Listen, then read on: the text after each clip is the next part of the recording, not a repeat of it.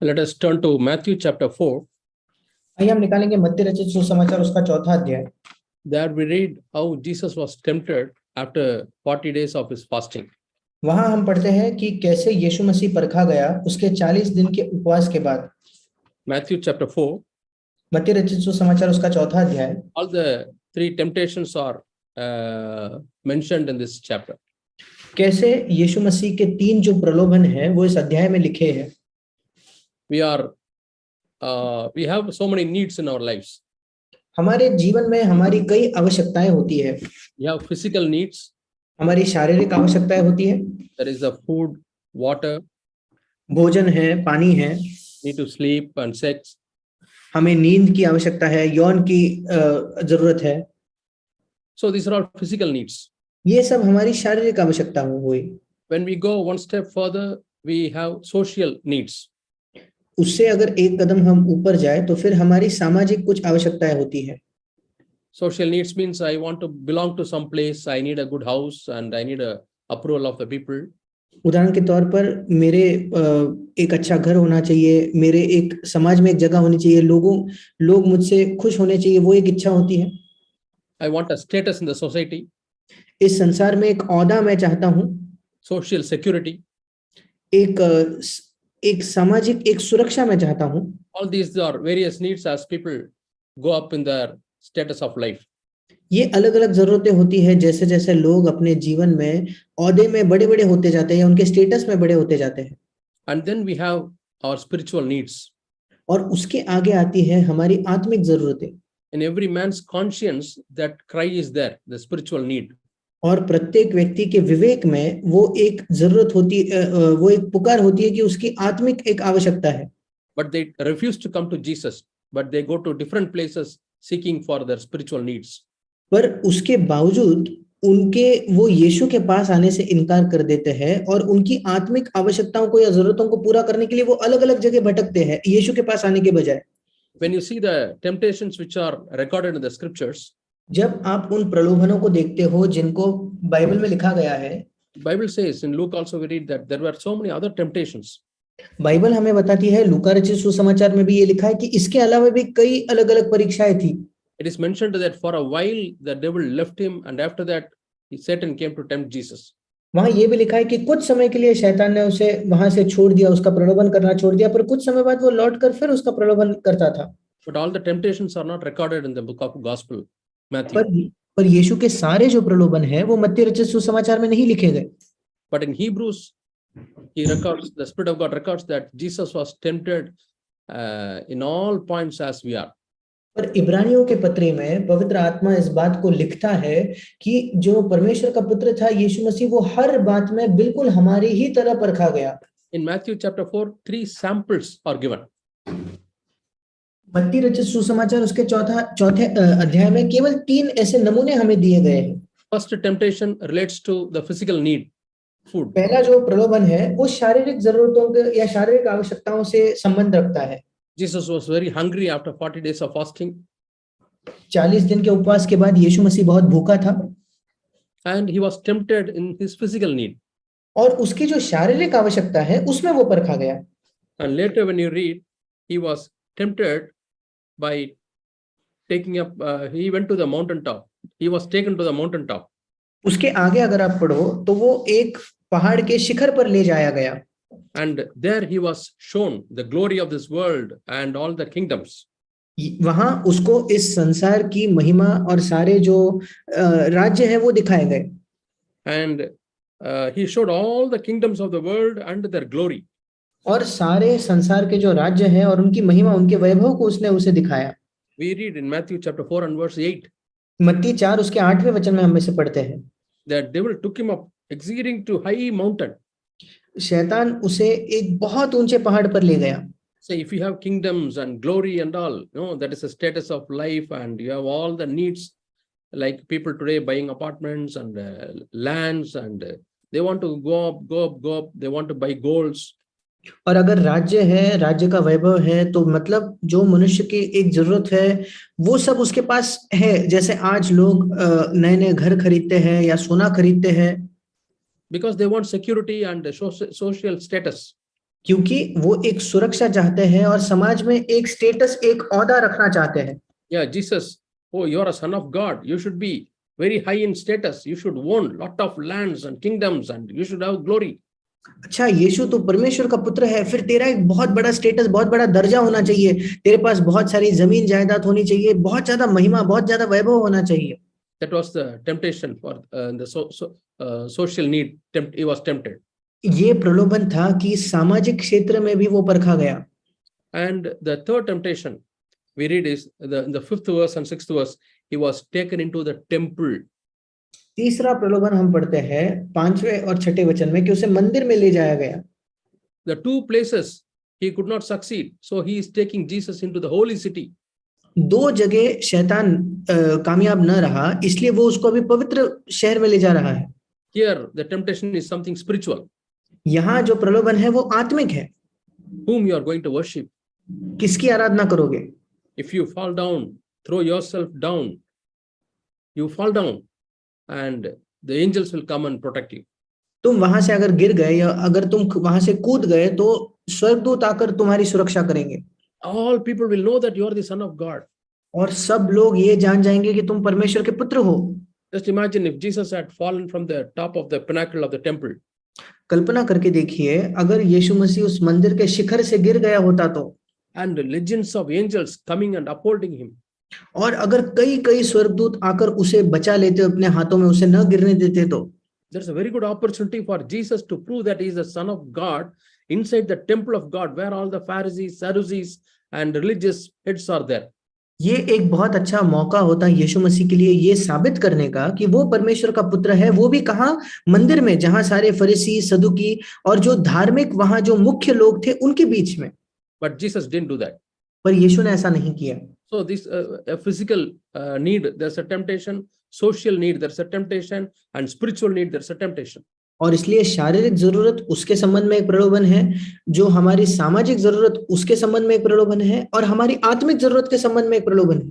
Devil also will constantly tempt us in these three areas in our lives. शैतान भी हमारे जीवन में इन तीन अलग अलग क्षेत्रों में हमारी परीक्षा लेगा, हमें प्रलोभित करेगा। Yeah, you need social security. हाँ, तुम्हें सामाजिक सुरक्षा की आवश्यकता है। You need status in life. तुम्हें जीवन में एक बड़ा दर्जा, ऊंचे स्टेटस की आवश्यकता है। Otherwise, who will respect you? नहीं तो कौन तुम्हारा आदर करेगा? And we'll be tempted in a spiritual life. और हम अपने आत्मिक जीवन में भी प्रलोभित होंगे। Today we are going to meditate on the three places where Jesus was tempted. आज हम इस पर मनन करेंगे, वो कौन सी तीन जगह थी जहां यीशु मसीह प्रलोभित हुआ। First, he was tempted in the wilderness. सबसे पहले जंगल में। Second, he was tempted in the holy city in the temple of God. दूसरी जगह थी उस पवित्र नगर में, परमेश्वर के मंदिर में। And third, he was tempted in the world, going into the top of the mountain, seeing the glory of this world. और तीसरा, इस संसार में उस पहाड़ के बिल्कुल ऊंचे जाकर, जहां उसने इस पूरे संसार के महिमा को देखा, वैभव को देखा। What is this wilderness temptation? उसके जंगल की परीक्षा क्या थी? Wilderness temptation is the preparation for Jesus for his ministry. जंगल की जो परीक्षा थी वो उसके यीशु मसीह के सेवकाई के लिए उसकी तैयारी थी।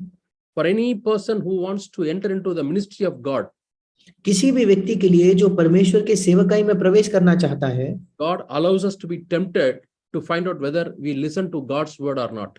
परमेश्वर हमें प्रलोभित होने देता है ये जांचने के लिए कि हम परमेश्वर के वचन को सुनते हैं या नहीं। Devil says, you convert these stones into bread and eat. शैतान हमसे कहता है कि तुम इस पत्थर को रोटी में बदल दो और उसे खा लो। But what did Jesus say?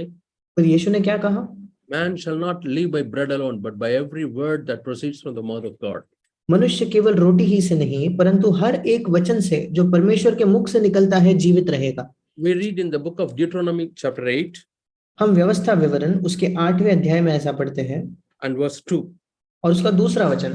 And you shall remember that the Lord your God led you all the way these 40 years in the wilderness to humble you and to test you, to know what was in your heart, whether you would keep his commandments or not.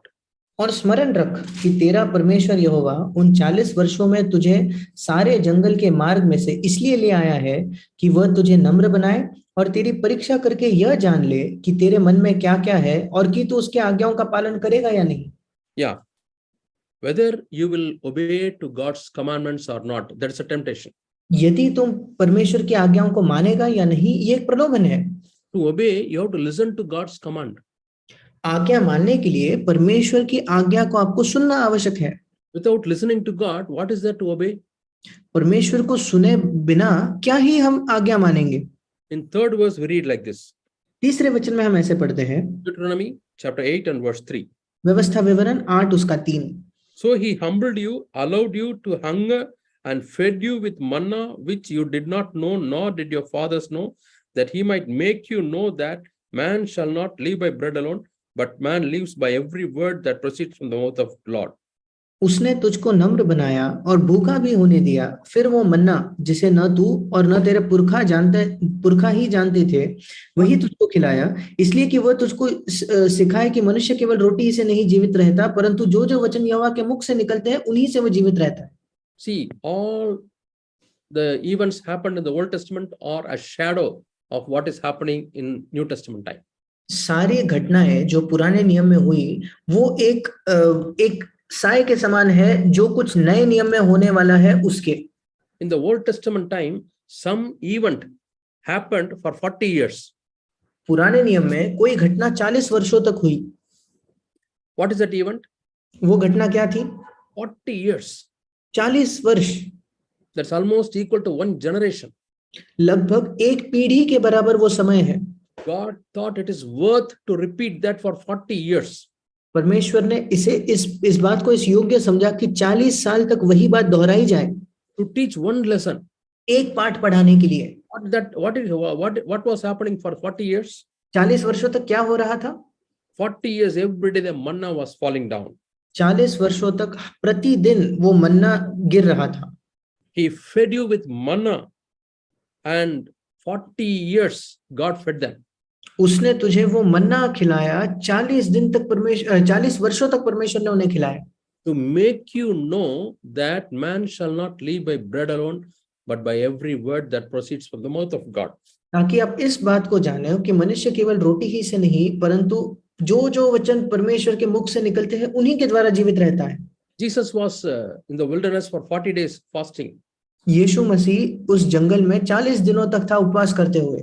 And the 12 spies selected by Moses, including Joshua and Caleb, they were in the promised land as spies for 40 days. और वो जो 12 जासूस मूसा ने चुने थे, जिनमें यहोशू और कालेब शामिल थे, वे भी 40 दिन तक उस वायदे के देश में, कनान देश में जासूसी कर रहे थे। The people of Israel left Egypt and they were coming 40 years, they were wandering, and finally they came to the border of the land of Canaan. और इस्राएल के जो लोग थे वे मिस्र देश छोड़कर 40 वर्षों तक उस जंगल में भटकते भटकते आखिरकार 40 वर्षों के अंत तक उस कनान देश की सीमा तक आज पहुंचे। Now they are about to enter into Canaan, promised land. अब वो कनान देश में प्रवेश करने ही वाले हैं, उस वचन के वायदे के देश में प्रवेश करने वाले हैं। So when you go to a new city or a hotel, when you go to a new city, जब आप किसी नए शहर में जाते हो, you want to stay in a hotel, आप अगर वहां किसी होटल में रहना चाहते हो, or you are going to rent a house, या आप किसी घर को किराए से लोगे, the head of the family will go and he will see whether this house is good, this place is good, whether that area is good, that colony is good. He will just go for a round.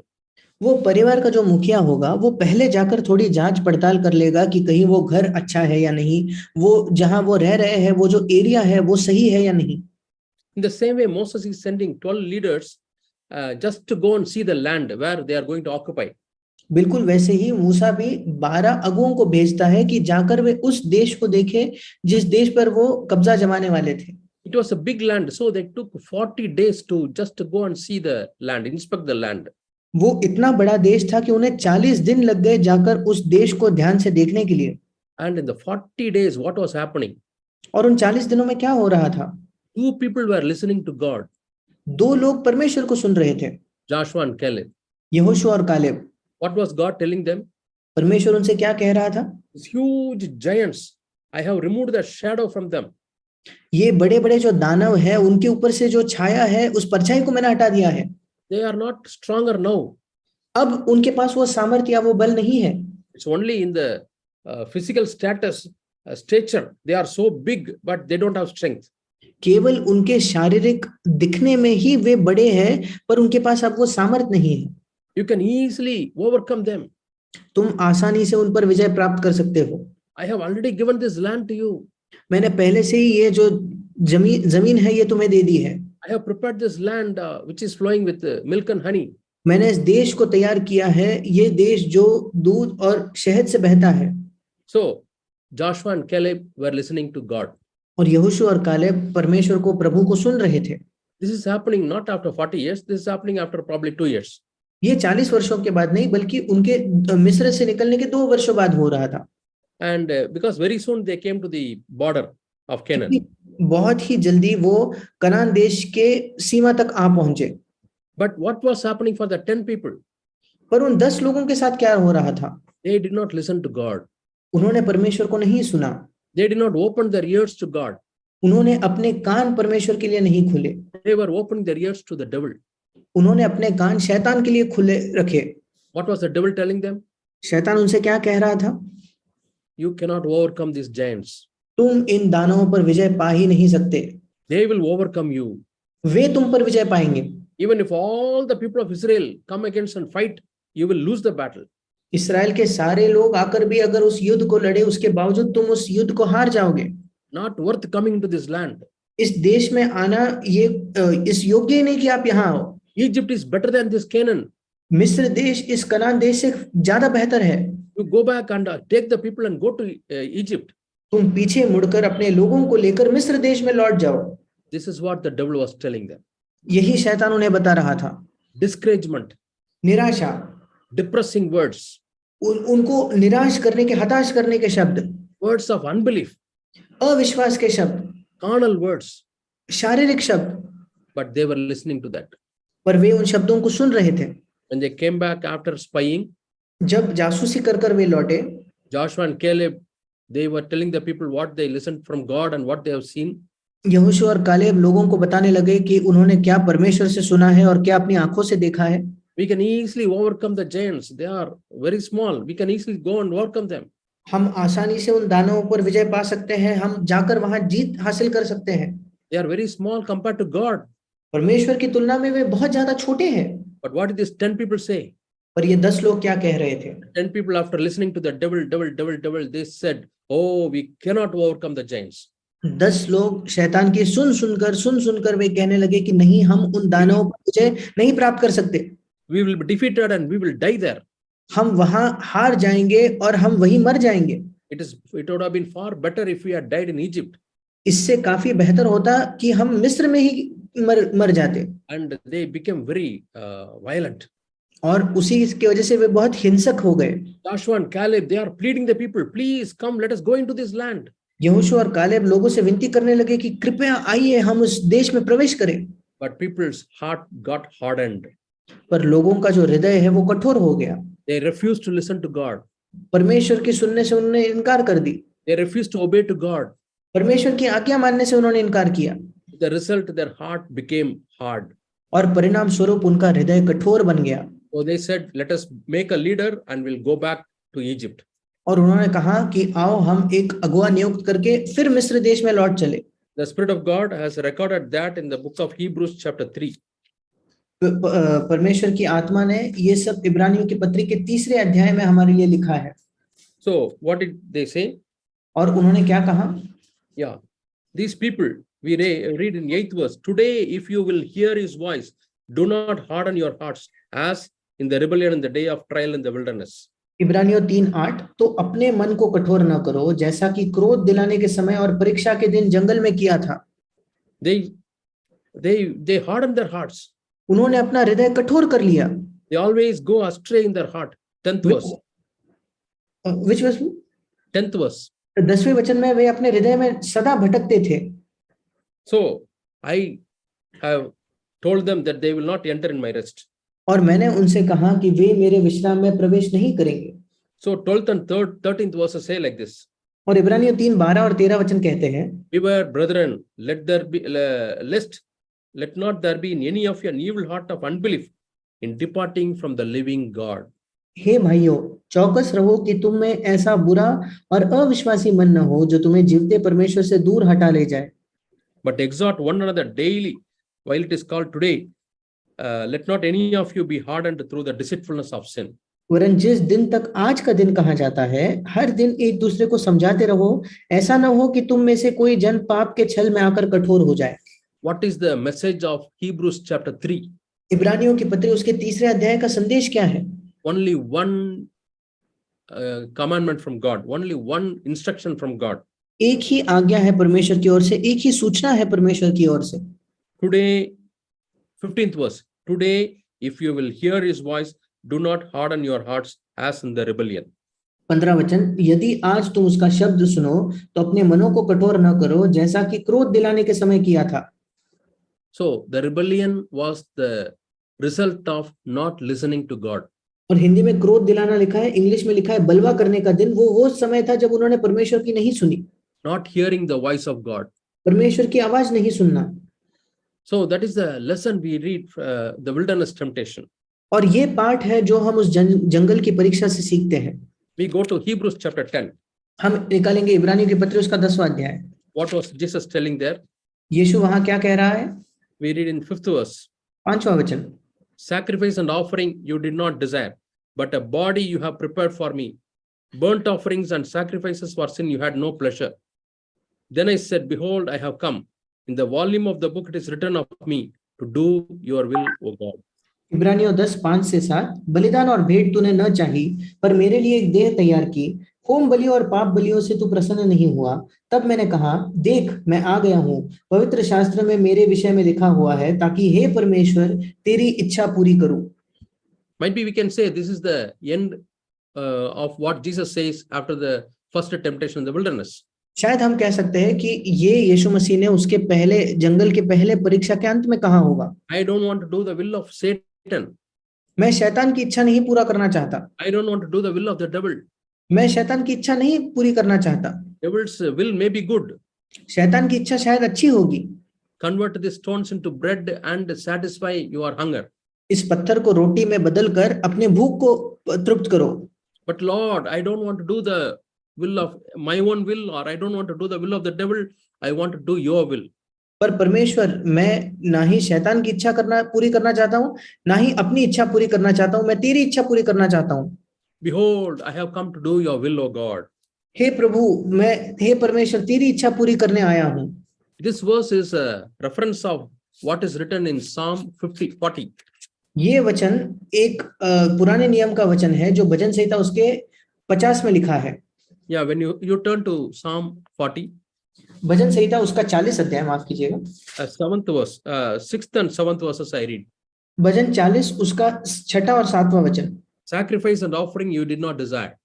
Mail बलि और अन्न बलि से तू प्रसन्न नहीं होता। My ears you have opened. तूने मेरे कान खोद कर खोले हैं। See here, Jesus says, you have opened my ears so that I can listen to you. और यहाँ यीशु मसीह कहता है, तूने मेरे कान खोले हैं ताकि मैं तुझे सुन सकूं। So the wilderness temptation is don't listen to God. और वो जंगल का जो प्रलोभन था कि वो ये था कि परमेश्वर की मत सुनो। Listen to your own voice or listen to the devil's voice. अपनी ही आवाज सुनो, अपनी इच्छा सुनो या शैतान की आवाज को सुनो। But Jesus says, you have opened my ears. पर यीशु कहता है, तूने मेरे कान खोले हैं। Behold, I come. In the scroll of book it is written of me. I delight to do your will, O my God, and your law is within my heart. 7 and 8 verses. 7वां और 8वां वचन, तब मैंने कहा, देख मैं आया हूं, क्योंकि पुस्तक में मेरे विषय ऐसा ही लिखा हुआ है। हे मेरे परमेश्वर, मैं तेरी इच्छा पूरी करने से प्रसन्न हूं और तेरी व्यवस्था मेरे अंतःकरण में बसी है। There are two meanings, opening my ear. दो मतलब है कान खोलने के। Opening the ear means, see, our spiritual ears should be open to listen to God's voice. कान खोलने का एक मतलब हुआ कि हमारे आत्मिक कान खुले होने चाहिए कि हम परमेश्वर की आवाज को सुन पाए। But this opening of ear has got a reference in the Old Testament. और यही कान खोलने का एक और रेफरेंस, एक और संदर्भ पुराने नियम में है। The Old Testament, when a slave is serving in a home, पुराने नियम में जब कोई दास किसी घर में सेवा करता था, 7th year the master has to release the slave. He can go free. और 7वें वर्ष में उस स्वामी को अपने दास को छोड़ देना पड़ता था क्योंकि और वो स्वतंत्र था जाने के लिए। But there are some slaves who are so attached to the master. पर कुछ दास, कुछ गुलाम ऐसे होते थे जो अपने स्वामी से इतने ज्यादा जुड़े हुए थे। Oh, we love this family, we love this master, we want to serve until the end of our lives. We don't want to go free. वे कहते थे कि हम इस स्वामी से इतना प्रेम करते हैं, हम इस परिवार से इतना प्रेम करते हैं, हमारे जीवन के अंत तक हम कभी भी वहां से छुटकारा पाकर नहीं जाना चाहते। Such slaves they bring and they put a hole in the ear. और ऐसे लोगों को लाकर उनके कानों में एक छेद किया जाता था। So what is the meaning of that hole in the ear? और उस कान के छेद का क्या मतलब है? He wholeheartedly, completely surrendered his life to serve the master. उसने पूर्ण हृदय से अपने जीवन को समर्पित कर दिया कि वो अपने स्वामी की सेवकाई करे। The same spirit Jesus is telling here. यही आत्मा के विषय में यहाँ यीशु मसीह कह रहा है। My ear is opened so that I can serve my God the Father. मेरा कान खुला है ताकि मैं अपने परमेश्वर पिता की सेवा कर सकूं। I will serve only my Father. मैं केवल अपने पिता की सेवकाई करूंगा। I came to do the will of my Father. मैं अपने पिता की इच्छा करने आया हूं। I didn't come to do my own will. मैं अपनी इच्छा पूरी करने नहीं आया। Repeatedly he says in John chapter 5 and verse 6, John chapter 5 and chapter 6. बार बार वो इसी बात को दोहराता है यूहन्ना रचित सुसमाचार इसके 5वें और 6ठे अध्याय में। Have a look at Psalm 48 verse 8. और हम भजन संहिता 40 उसका 8वां वचन देखेंगे। I delight to do your will, O God. हे मेरे परमेश्वर, मैं तेरी इच्छा पूरी करने से प्रसन्न हूँ। And your law is written in my heart. और तेरी व्यवस्था मेरे अंतःकरण में बसी है, लिखी है। We read again, we turn to Exodus chapter 19. फिर एक बार हम निकालेंगे निर्गमन की पुस्तक उसका 19 अध्याय। It is not that God just took the people of Israel to the border of the Canaan and asked them to enter. ऐसा नहीं था कि परमेश्वर ने इस्राएलियों के संतानों को केवल उस कनान देश के सीमा तक ले जाकर छोड़ दिया और फिर कहा कि अब इसके आगे तुम अंदर चले जाओ। After bringing out the people of Israel from Egypt, he is asking them. लोगों को मिस्र से निकालने के बाद वो इस्राएलियों से ये प्रश्न करता है। I want to write my laws in the tablet of stone. मैं अपने नियमों को उस पत्थर पर लिखना चाहता हूँ। Provided you obey. अगर तुम उसकी आज्ञा मानो तो। Will you obey? क्या तुम आज्ञा मानोगे? Up to now I have led you. अब तक मैंने तुम्हारी अगुवाई की है। Let us turn to Exodus chapter 19. हम निकालेंगे निर्गमन की पुस्तक 19 अध्याय। I'll read 3rd and 4th verses. 3रा और 4था वचन मैं पढ़ूंगा। Moses went up to God, and the Lord called to him from the mountain, saying, Thus you shall say to the house of Jacob and tell the children of Israel, You have seen what I did to the Egyptians, and how I bore you on eagle's wings and brought you to myself. निर्गमन 19:3 और 4। तब मूसा पर्वत पर परमेश्वर के पास चढ़ गया और यहोवा ने पर्वत पर से उसको पुकार कर कहा, याकूब के घराने से ऐसा कह और इसराइलियों को मेरा ये वचन सुना, तुमने देखा है कि मैंने मिस्रियों से क्या क्या किया, तुमको मानो उकाब पक्षी के पंखों पर चढ़ाकर अपने पास ले आया हूं। I read the 5th verse also. Now therefore, if you will indeed obey my voice and keep my covenant, then you shall be a special treasure to me above all people, for all the earth is mine. इसलिए 5वां वचन, इसलिए अब यदि तुम निश्चय मेरी मानोगे और मेरी वाचा का पालन करोगे तो सब लोगों में से तुम ही मेरा निज धन ठहरोगे, समस्त पृथ्वी तो मेरी है। You shall be to me a kingdom of priests and a holy nation. 6ठा वचन, और तुम मेरी दृष्टि में याजकों का राज्य और पवित्र जाति ठहरोगे। God is telling Moses, these are the words which you shall speak to the children of Israel. परमेश्वर ने मूसा से कहा, ये वो शब्द है जो तुझे इस्राएल के घराने से कहने हैं, ये इस्राएलियों से कहनी है ये बातें। So Moses is calling all the elders of the people of Israel and is asking them to convey this message of God to the people of Israel. और मूसा जो है इस्राएल के सारे अलग अलग घरानों के जो अगुवे थे उनको बुलाकर उनसे ये संदेशा देता है कि तुम जाकर सब लोगों को बताओ। That we read in the 7th verse. उसे हम 7वें वचन में पढ़ते हैं। And what did the people answer to God? और फिर लोगों ने मिलकर परमेश्वर को क्या जवाब दिया? Through Moses. मूसा के द्वारा। Then 8th verse I read. Exodus 19 and verse 8. निर्गमन 19:8। Then all the people answered together and said, all that the Lord has spoken, we will do. So Moses brought back the words of the people to the Lord. और सब लोग मिलकर बोल उठे, जो कुछ यहोवा ने कहा है वो सब हम नित्य करेंगे। लोगों की ये बातें मूसा ने यहोवा को सुनाई। So God is checking them in advance, whether will you obey to my voice or not. और परमेश्वर पहले से ही इस बात को जांच रहा है कि तुम मेरी बात मानोगे या नहीं मानोगे। If the people had said, we don't want to obey means, I don't think God would have given them the commandments. अगर लोगों ने कहा होता कि हम आज्ञाएं नहीं मानने वाले, तो मैं नहीं सोचता कि परमेश्वर उन्हें आज्ञाएं देता। It is like the people of Israel signing a contract with God. ये बिल्कुल ऐसा था मानो इस्राएल के लोगों ने परमेश्वर के साथ कोई करारनामा किया हो, उस पर अपने हस्ताक्षर किए हो। That is called the covenant. उसी को वाचा कहा जाता है। The contract. वो एक करार था। We will obey to you wholeheartedly. हम पूरे हृदय से तेरी आज्ञाएं मानेंगे, तेरी बात मानेंगे। And 9th verses onwards, God is preparing them and sanctifying them. And in the 20th chapter, God is giving them the 10 commandments. और 9वें वचन से परमेश्वर उन्हें शुद्ध करता है, उन्हें अलग करता है, और 20 वचन से उन्हें वो 10 आज्ञाएं देने लगता है। But God gave them the commandments. और परमेश्वर ने उन्हें आज्ञाएं दी।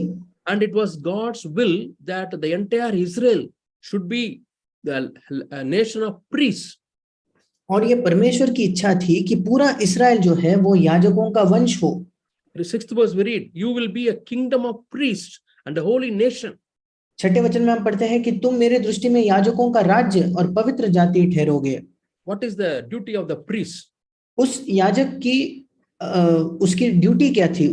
Every priest is a representative of man unto God. प्रत्येक याजक का कर्तव्य था कि वो परमेश्वर के सामने मनुष्य का प्रतिनिधि था। The priest will continuously offer sacrifices on behalf of people to God. वो याजक निरंतर लोगों के लिए, लोगों की जगह परमेश्वर के सामने बलिदान किया करता था। So they represent people to God. वो लोगों का प्रतिनिधित्व परमेश्वर के सामने करते थे। But later it did not fulfill. पर आगे जाकर उन्होंने ये उनका कर्तव्य नहीं निभाया। Because people started worshipping idols. क्योंकि लोग मूर्ति पूजा करने लग गए। God was asking them, who are all on the Lord's side, who are all on the idol side. फिर परमेश्वर उनसे प्रश्न करने लगा, कौन कौन प्रभु की ओर है, कौन कौन उन मूर्तियों की ओर है। Only the Levites came on the Lord's side. केवल जो लेवी थे वही परमेश्वर के प्रभु की ओर आए। Then only God decided that the entire nation will not be the priest, only the Levites will be the priests. तभी परमेश्वर ने इस बात को तय किया कि संपूर्ण इस्राएल का देश याजक नहीं होगा, केवल लेवी जो जाति है वही याजक होंगे। So anybody who has got an idol in his life, he cannot go to God representing the people. और कोई भी व्यक्ति जिसके हृदय में एक मूर्ति है, वो परमेश्वर के पास लोगों का प्रतिनिधित्व करते हुए जा ही नहीं सकता। And God had another group of people, they are called kings. परमेश्वर के पास एक और लोगों का झुंड था, उन्हें राजा कहा जाता है। The kings have to carry out what God says and they have to help the people. जो राजा थे उन्हें वो पूरा करना होता है जो प्रभु कहता है, और लोगों की उन्हें सहायता करनी होती है। They will listen to what God says through the priests and they will execute in the government. परमेश्वर क्या कह रहा है ये याजकों के द्वारा वे सुनते थे, और फिर अपने सरकार में उसी के अनुसार वो उन चीजों को किया करते थे। So the whole Old Testament, no man can be both a priest and a king. और संपूर्ण पुराने नियम में कोई भी व्यक्ति एक याजक और एक राजा मिलकर या एक साथ नहीं हो सकता। The sin of King Saul was he is already a king, but he wanted to be a priest and he started offering sacrifices. और शाऊल राजा का पाप यही था कि वो पहले राजा तो था, पर उसी के साथ वो याजक बनने की कोशिश करने में वो उन बलिदानों को अर्पण करने जा रहा था। And the sin of King Hosea, no, he was a king. He has to serve the people. He has to show God to the people and he has to serve the people. But he wanted to represent people to God. He wanted to offer sacrifices. और जो उजिया राजा था उसका भी पाप यही था कि वो परमेश्वर के सामने एक राजा था, पर वो जाकर लोगों का प्रतिनिधित्व करते हुए बलिदान चढ़ाने लगा। He got leprosy. और उसे कोढ़ हो गया। Because God has reserved this office of being a king and a priest only to Jesus and his younger brothers, you and me. और परमेश्वर, क्योंकि परमेश्वर ने ये जो पद है जहां राजा और याजक, ये केवल और केवल यीशु मसीह के लिए रखा था, और यीशु मसीह के जो छोटे भाई बहन है अर्थात आप और मेरे लिए रखा है। What a privileged people we are. कितने ही सौभाग्यशाली लोग हैं हम। I want to read a verse from 1 Peter chapter 1. पहले पत्रस उसके पहले अध्याय से मैं एक वचन पढ़ना चाहूंगा। First Peter chapter 2 and verse 9. पहला पत्रस दूसरा अध्याय 9वां वचन। You are a chosen generation, तुम एक चुना हुआ वंश हो a royal priesthood, और राज पदधारी याजकों का समाज हो, a holy nation, पवित्र लोग his own special people, और परमेश्वर की निज प्रजा या विशेष प्रजा हो, that you may proclaim the praises of him who called you out of darkness into his marvelous light. इसलिए कि जिसने तुम्हें अंधकार में से अपनी अद्भुत ज्योति में बुलाया है उसके गुण प्रकट करो। In some other place we read that we are the kings and priests of God. एक और जगह हम पढ़ते हैं कि हम परमेश्वर के राजा और याजक हैं। The first person to be king and priest is our Lord Jesus Christ. पहला व्यक्ति जो राजा और याजक बना वो था हमारा प्रभु यीशु मसीह। Before this, the commandments according of a priest came, there was a person called Melchizedek. और इस याजक होने की आज्ञा आने से पहले मलकीसिदक नामक एक व्यक्ति था। Before the priesthood came, he was a priest and a king. याजक पद आने से भी पहले वो याजक और राजा दोनों एक साथ था। That's why Jesus came in the order of Melchizedek. और इसलिए यीशु मसीह मलकीसिदक की रीति से आया। And we are all followers of Jesus. और हम सब यीशु मसीह के अनुयायी, उसके पीछे चलने वाले हैं। We are kings and priests, a royal priesthood. हम राजा और याजक, हम एक राजकीय वंश है। And the Old Testament priests were merely priests; they were not royal priests. और पुराने नियम के जो याजक थे वे केवल याजक ही थे, वे राजपदधारी याजक नहीं थे। David and descendants, they were all the royal family line. और दाऊद और उसके जो वंशज थे वो एक शाही मानो वंशावली से आते थे। But God has made both kings and priests. You and I belong to that particular special people. पर परमेश्वर के उन विशेष लोगों में से आप और मैं है जो परमेश्वर के सामने राजा और याजक दोनों हैं। I think every head of the family, your husband, you are a king and a priest. और मैं सोचता हूँ हर परिवार का मुखिया जो पति है, आप एक राजा और एक याजक हो। As a head of the home, you have to represent your family to God. और घर का मुखिया होने के नाते आपके परिवार का प्रतिनिधित्व आपको परमेश्वर के सामने करना है। Lord, I come to you for my wife. प्रभु मैं आपके सामने अपने पत्नी के लिए आता हूँ। Lord, I come to you for my children. प्रभु मैं आपके सामने अपने बच्चों के लिए आता हूँ। Protect them, Lord. Let them be godly people. उनकी सुरक्षा कर प्रभु, वे ईश्वरीय लोग बने रहे प्रभु। Keep them away from all the temptations and the evil. और सारे प्रलोभनों से, सारी दुष्टता से तूने दूर रख। I am representing my family unto God. मैं अपने परिवार का प्रतिनिधित्व परमेश्वर के सामने कर रहा हूँ। As head of the homes, are we doing that work sincerely? और परिवार के मुखिया होने के नाते, घर के मुखिया होने के नाते क्या हम बिल्कुल ईमानदारी से इस जिम्मेदारी को निभा रहे हैं? It is not only a mere duty, it is a privilege. ये केवल कोई जिम्मेदारी नहीं हुई, ये एक सौभाग्य है। In the same way, as a head of the home, as husbands, you have to represent God to your family. बिल्कुल वैसे ही घर के मुखिया होने के नाते, पति होने के नाते आपको आपके परिवार के सामने परमेश्वर का प्रतिनिधित्व करना है। Through your talk and through your behavior, through your humility, through your godliness, wife and children should know, oh, this is how God would be.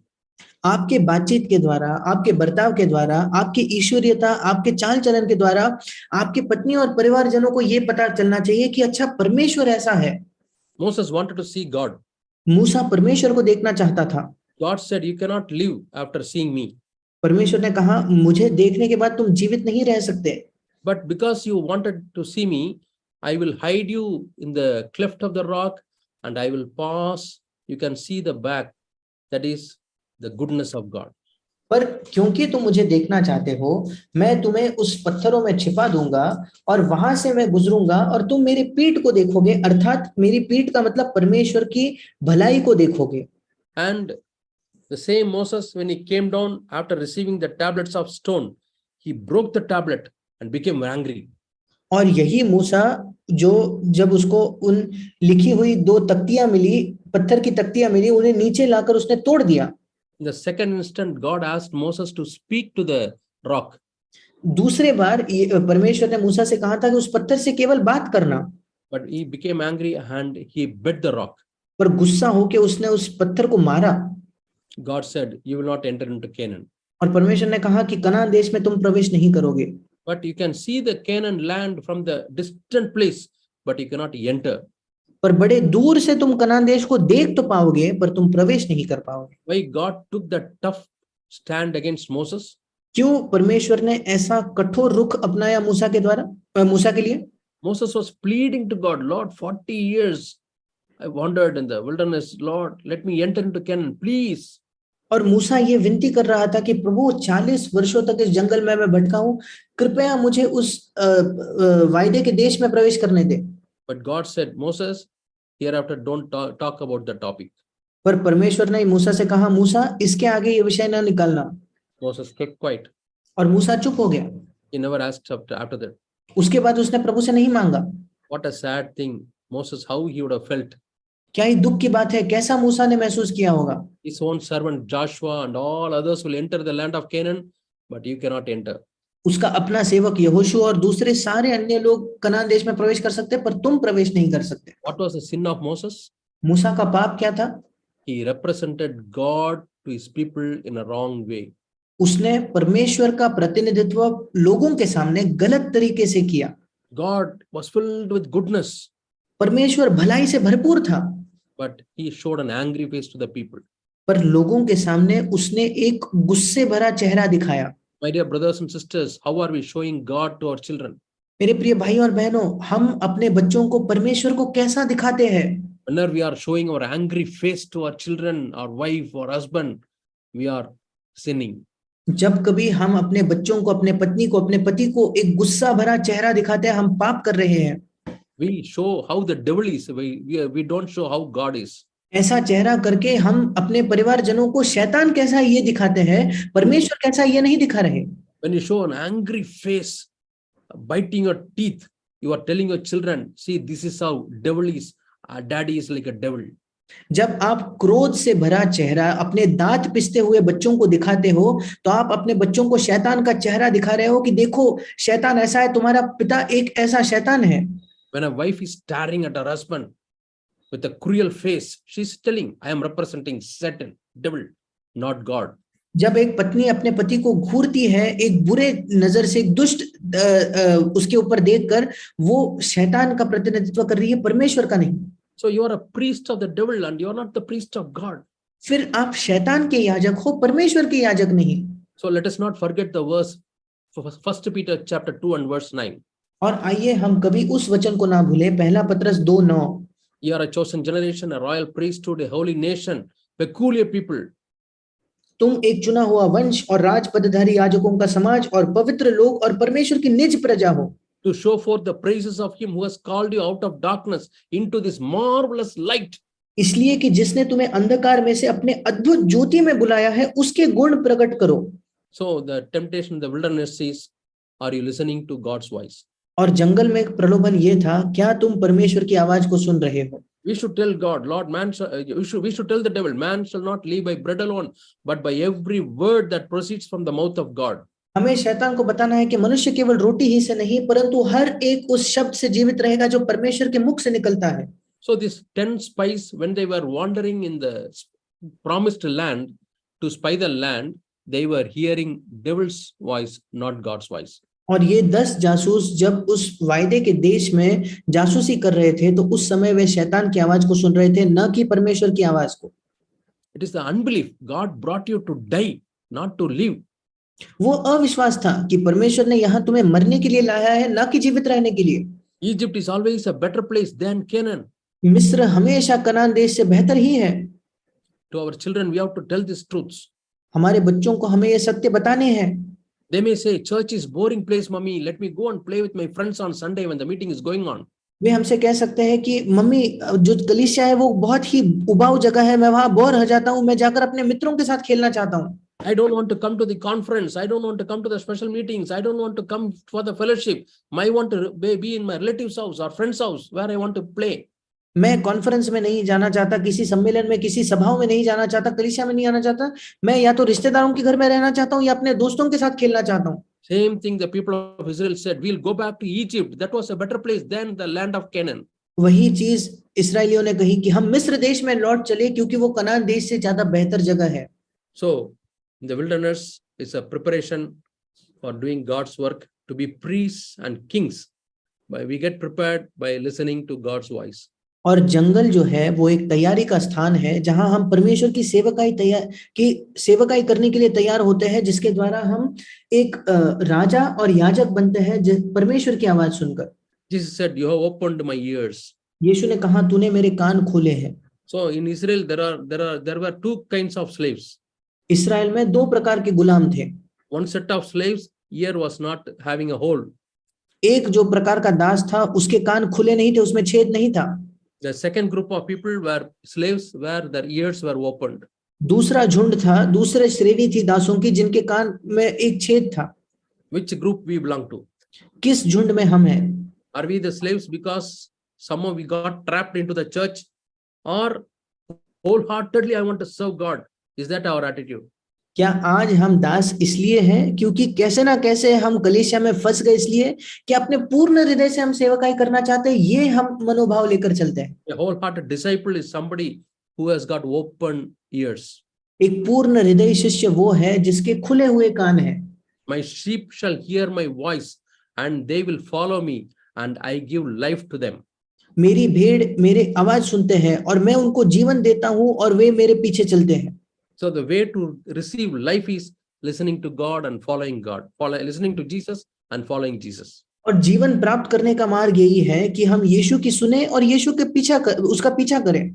The second temptation was on the Jesus was taken into the holy city and into the temple of God, and in the temple of God he was taken to the topmost position. दूसरा प्रलोभन ये था कि परमेश्वर को यीशु मसीह को उस पवित्र नगरी में ले जाया गया, उस मंदिर में ले जाया गया और मंदिर के सबसे ऊंचे स्थान पर, मंदिर के शिखर पर ले जाया गया। So this is a temptation where we are tempted in our spirit. ये एक प्रलोभन है जो हमारी आत्मा में हम इसका सामना करते हैं। Spiritual temptation. आत्मिक प्रलोभन That is happening in the church. ये जो कलीसिया के अंदर होता है, The religious circle. हमारे धार्मिक लोगों के बीच। Yeah, in the holy things we are tempted. पवित्र चीजों में हम परखे जाते हैं। And when you are a new person coming to the church, जब आप एक नए व्यक्ति होते हो जो कलीसिया में आता है, slowly you are taken to the top. धीरे धीरे आप ऊंचे और ऊपर ले जाए जाते हो। Two ways we can go to the top. दो तरीके हैं ऊपर जाने के। One is through gifts we can go to the top. एक है वरदान के द्वारा हम ऊंचा और ऊपर चले जाए। I have the gift of speaking the word of God. परमेश्वर का वचन बांटने का मेरे पास दान है, वरदान है। I have the gift of playing musical instruments. और संगीत के जो वाद्य है उन्हें बजाने का मेरे पास वरदान है। Of gift of leading people into a time of praise and thanksgiving. और स्तुति और धन्यवाद के समय में लोगों की अगुवाई करने का मेरे अंदर कोई दान है, वरदान है। Or because based on my gift I am taking some responsibility in the church, I am visible more and more to the people. या मेरे वरदान के वजह से कलीसिया में मुझे कोई जिम्मेदारी मिलती है जहां मैं लोगों के सामने और लोगों के सामने आते जाता हूं। Now when my name is told, many people know, oh, this is the guy. अब जब मेरा नाम लिया जाता है तो लोग जानते हैं, अच्छा ये वो व्यक्ति है। But some years back when I came to the church as a new person, nobody knew my name. पर कुछ वर्षों पहले जब मैं कलीसिया में आया था तो कोई मेरा नाम तक नहीं जानता था। I was nobody. मैं कोई नहीं था। I didn't have high thoughts. मेरे अपने बारे में मेरे ऊंचे विचार नहीं थे। But because of my gifts, now I am visible because I have come to the top. पर मेरे वरदानों के वजह से आज मैं दिखाई पड़ता हूं और मैं उस ऊंचे कगार पर आ चुका हूं। Another way to come to the top is दूसरा तरीका ऊपर आने का experience. वो है अनुभव। I have been in the church for 10 years. अब मैं 10 वर्षों से कलीसिया में रहा हूं। I am in this church from the time the church was started. मैं इस कलीसिया में तब से हूं जब से इस कलीसिया की शुरुआत हुई थी। I am a senior brother. मैं एक वरिष्ठ भाई बन गया हूं। I am somebody important. मैं कोई महत्वपूर्ण व्यक्ति बन गया हूं। People should do something after consulting me. लोगों ने कोई चीज तभी करनी चाहिए जब उन्होंने मुझसे सलाह ली हो। How can they do this thing without consulting me? ये चीज मुझसे पूछे बिना कैसे उन्होंने कर दी? These are some of the thoughts they come because we are going up and up and up and up in the ladder in the church. ये विचार तब आने लगते हैं जब हम कलीसिया में उस सीढ़ी पर ऊपर उठने लगते हैं। And what is the lesson Jesus is telling us? और यहाँ वो कौन सा पाठ है जो यीशु हमसे कहता है? Luke chapter 17. लूका उसका 17 अध्याय। There's a verse Jesus taught us. यीशु ने हमें सिखाया। After doing all these things, ये सब करने के बाद you have to say like this: तुम्हें ये कहना है Lord, we are unworthy servants. कि हम बिल्कुल अयोग्य दास हैं। We have done only what you have commanded. हमने वही किया जो तूने हमसे करने को कहा था। Luke 17 and verse 10. लूका 17 उसका 10वां वचन। Yeah, 17 verse. So likewise, you, when you have done all those things which you are commanded, say, we are unprofitable servants. We have done what was our duty to do. इसी रीति से तुम भी जब उन सब कामों को कर चुको जिसकी आज्ञा तुम्हें दी गई थी, तो कहो हम निकम्मे दास है, जो हमें करना चाहिए था हमने केवल वही किया है। So through your gifts, you have served the Lord, you have served the church, you have served the people in the church, and you have to say, Lord, I'm unworthy servant. I'm unworthy servant. तुम्हारे वरदानों के द्वारा तुमने परमेश्वर की, तुमने कलीसिया की, परमेश्वर के लोगों की सेवकाई की है। उसके बाद तुम्हें कहना है, हे प्रभु, मैं एक निकम्मा दास हूं, मैं एक निकम्मा दास हूं। I am not only a servant whose ear is open, I am an unworthy servant. मैं ना केवल एक ऐसा दास हूं जिसका कान खुला हुआ है, पर उसी के साथ साथ मैं एक निकम्मा दास हूं। And what about the lesson for the people who have got lot of experience, senior people in the church? और फिर उन लोगों का क्या, उन लोगों के लिए क्या पाठ है जो जिनके पास बहुत ज्यादा अनुभव है, जो कलीसिया के वरिष्ठ लोग हैं। Matthew 19 and 20. मत्ती उसका 19 अध्याय 20 वचन। 2 chapters, the verse comes. This verse comes. 2 अध्यायों में यही वचन आता है। Who are first will be last, and the last first. Matthew 19:30. मत्ती 19 उसका 30 वचन जो, And Matthew 20:16. और वही वचन दोहराया मत्ती 20 उसके 16वें वचन में। The last will be first, and the first will be last. जो पहले हैं पिछले होंगे, और जो पिछले हैं पहले होंगे। It is not automatically those in the first they go to last. ऐसा नहीं है कि जो पहले होते हैं वो पीछे चले जाते हैं। The first think that they are somebody, they are on the top, though they are going last. जो पहले हैं वो ये सोचने लगते हैं कि अब मैं कुछ बन गया हूं, मैं ऊंचे स्थान पर आ गया हूं, इस वजह से वो पीछे चले जाते हैं। Those who are humble, God will lift them up, and those who are proud, God will push them down. जो नम्र है परमेश्वर उन्हें ऊंचा उठाएगा, और जो घमंडी है, अभिमानी है, परमेश्वर उन्हें नीचे ढकेलेगा। It is not only the devil is asking to jump, God himself will push if you are proud. केवल ये नहीं कि शैतान आपसे कहता है कूद जाओ, पर परमेश्वर खुद आपको नीचे ढकेलेगा अगर आप अभिमानी हो तो। So this is the temptation inside the temple. और मंदिर के अंदर ये प्रलोभन है। Nadab and Abihu, they were tempted and they died in the temple. नादाब और अबीहू ऐसे ही प्रलोभित हुए और मंदिर के अंदर उनकी मृत्यु हुई। You read Leviticus chapter 10. आप लेव्य व्यवस्था उसका 10वां अध्याय में से इस घटना को पढ़ते हो। And Ananias and Sapphira, they died in the church because they wanted recognition. और हनन्या और सफीरा, उनकी मृत्यु कलीसिया में हुई क्योंकि वे लोगों के सामने कीर्ति, एक लोकप्रियता चाहते थे। And the last temptation is showing the glory of this world. और अंतिम प्रलोभन इस संसार की महिमा से संबंधित है।